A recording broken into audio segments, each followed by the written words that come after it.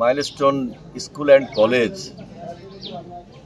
এখানে যে বিমান দুর্ঘটনাটি হয়েছে অত্যন্ত মর্মান্তিক এবং বেদনাদায়ক।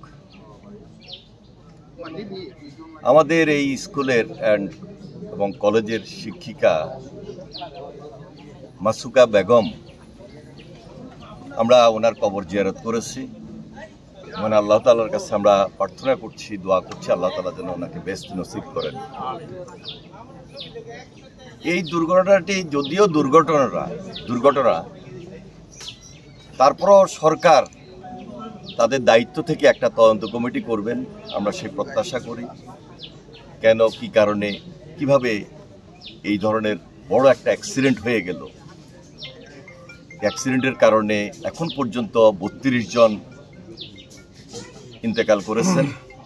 আমি তাদের আত্মার মাগফিরাত কামনা করছি। আমাদের ভারপ্রাপ্ত চেয়ারম্যান জনাব তারেক রহমান সরাসরি আমাদেরকে নির্দেশ দিয়েছেন, প্রত্যেক পরিবারের পাশে আমরা দাঁড়িয়েছি, আমরা যাচ্ছি দলের সকল পর্যায়ের নেতৃবৃন্দ। এই ঘটনাটির পাশাপাশি আপনারা লক্ষ্য করেছেন যে যারা বিগত 15-16 বছর দুর্নীতি, দুঃশাসন, হত্যা, গুম, খুনের সঙ্গে জড়িত ছিল, তারা একটা অপরাজনীতি শুরু করেছে। হয়তো পারে নাই, কিন্তু তাদের ষড়যন্ত্র শেষ হয় নাই।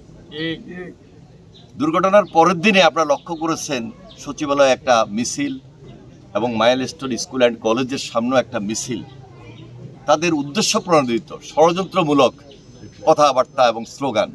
ইতিমধ্যে অনেকে গ্রেপ্তার করেছে, আরও হয়তো গ্রেপ্তার করবে পুলিশ।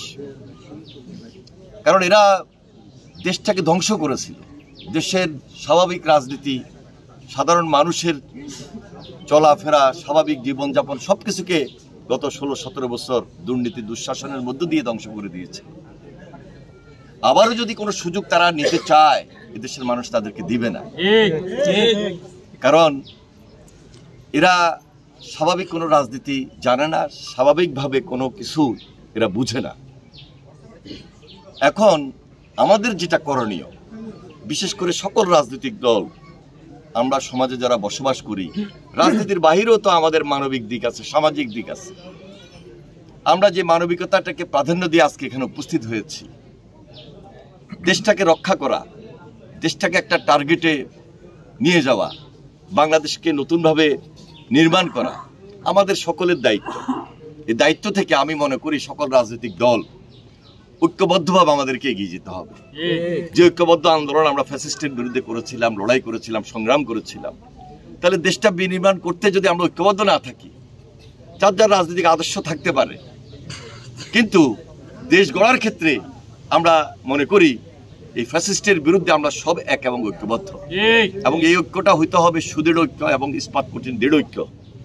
আমার বিশ্বাস যে আমরা সবাই এই বাংলাদেশ বিনির্মাণে গণতান্ত্রিক ব্যবস্থাটাকে যদি প্রাধান্য দিই, গণতন্ত্রের বীজটাকে যদি শক্তিশালী করতে চাই, তাহলে ঐক্যটাকে এগিয়ে নিয়েই আমাদের জনগণের সরকার প্রতিষ্ঠিত করতে হবে।